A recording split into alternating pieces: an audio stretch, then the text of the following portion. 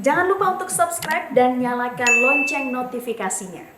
Pemirsa, seberapa besar dampak banjir atau kiriman air dari wilayah Jawa Barat hingga menyebabkan banjir di ibu kota Jakarta? Kita terhubung dengan Kepala Pelaksana BPBD Jawa Barat, Dhani Ramdhani. Pak Dhani, Ya, sejauh ini bagaimana kondisi banjir yang melanda di wilayah Jawa Barat? Di titik-titik mana saja yang menjadi konsentrasi Anda dan tim? ya, sejak hari Kamis, Jumat sampai hari Sabtu ini, banjir kembali melanda daerah, kabupaten, dan kota yang pada minggu lalu, tanggal 7 dan 8 Februari, juga terendam banjir. Yaitu mulai dari kota dan kabupaten Bekasi, kemudian kabupaten Karawang, dan kabupaten Subang. Kemudian untuk yang minggu ini juga ditambah Depok, jadi satu perumahan terendam banjir. Berapa rumah yang terdampak menurut catatan Anda dan berapa jiwa yang sudah mengungsi sejauh ini, Pak? Dia masih dalam identifikasi karena masih proses evakuasi sampai malam ini untuk Karawang dan Subang. Sedangkan untuk kota Bekasi mulai surut, Depok juga. Kabupaten masih dalam proses evakuasi karena rendaman masih terjadi. Jadi total ini memang belum terhimpun, tetapi karena laporan dari berbagai kabupaten kota itu kira-kira kondisinya sama dengan minggu lalu, maka perkiraan kami 20 sampai 25 ribu kakak terdampak. 20 sampai 25 ribu kakak yang terdampak. Apa saja kendala dan juga tantangan yang dirasa oleh tim dalam proses evakuasi di lapangan, dan mengingat juga nanti malam diperkirakan akan turun hujan. Bagaimana antisipasinya? Ya, memang dengan kejadian banjir di berbagai tempat dalam skala yang luas bersamaan, tentu peralatan kita kurang memadai saat ini gitu, sehingga proses evakuasi tidak secepat yang diharapkan. Itulah makanya kenapa sampai sore dan malam ini di beberapa titik masih kita lakukan evakuasi karena peralatan kita terbatas. Nah, mudah-mudahan saat ini kami juga berkoordinasi dengan Basarnas, TNI Polri untuk bisa juga menurunkan peralatan evakuasi, khususnya perahu karet, dan untuk Kabupaten Subang dan Kabupaten Bekasi serta Karawang ini dibutuhkan perahu yang bermotor karena umumnya harus juga melewati arus gitu, cukup deras. Jadi kalau pakai dayung ini tidak kuat. Untuk mengantisipasi hal yang tidak diinginkan, sempat listrik juga dimatikan di sejumlah titik. Apa yang bisa Anda sampaikan kepada warga yang pemukimannya listriknya mati dan juga mau tidak mau harus bergerak ke pengungsian? Ya, jadi kepada warga kami sampaikan himbauan untuk sepanjang genangan belum surut, lakukan evakuasi ke tempat-tempat yang sudah kami tentukan.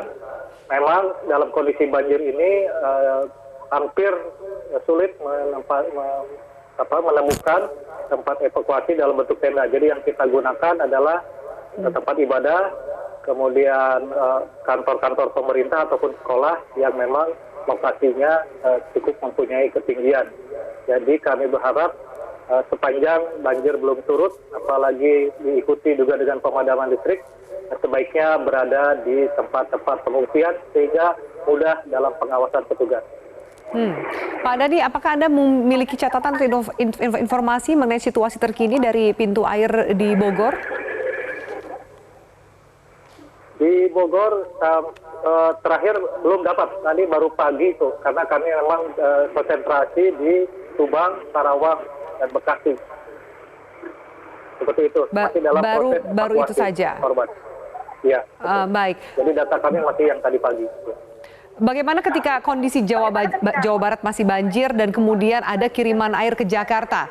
Apa yang juga harus diantisipasi oleh warga ibu kota ketika kondisi Jawa Barat di sejumlah titik masih terendam banjir? Ya, kami berkoordinasi dengan BPBD DKI, pemerintah. Kami rasa DKI juga sudah mempersiapkan sedemikian rupa, Bu. Baik itu alat-alat evakuasi maupun pompa-pompa, baik yang stasioner maupun yang mobile.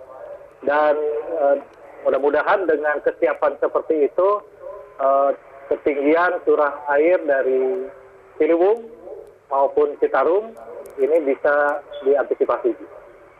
Benarkah memang karena juga ada kiriman air dari Depok dan juga Bogor ke Jakarta? Tentu secara topografis, sungai-sungai yang melewati Jakarta itu berhulu di Bogor. Sehingga tentu saja air mengalir bermuara di khususnya yang Ciliwung, sebagian Citarum itu memang akan berdampak terhadap DKI. Namun tentu itu bukan satu-satunya faktor karena aspek pengelolaan air di DKI pun drainase, kemudian juga sistem pompanisasi dan hal-hal lain itu juga tentu membawa dampak atau pengaruh terhadap pengendalian banjir. Dan saya kira kondisinya saat ini sudah lebih baik di DKI. Pak Dhani, kemana warga bisa menghubungi untuk bantuan evakuasi dan juga bantuan lainnya? Kami posko ada di kantor BPBD di setiap kabupaten kota, tentu bisa di searching nomor hotline-nya. Demikian juga di DKI Jakarta ada di baik di kota. Kemudian di luar itu juga Basarnas dan juga kami juga sudah mempunyai koordinasi dengan PMI. PMI pun sama punya posko di setiap kabupaten kota. Lalu kalau memang itu jauh, kantor-kantor kecamatan dan desa kelurahan itu pun sepanjang tidak tergenang itu bisa berfungsi sebagai posko. Ya. Baik, Pak Dhani Ramdan, terima kasih atas informasi dan keterangannya di Prime News. Semoga bermanfaat bagi pemirsa kami.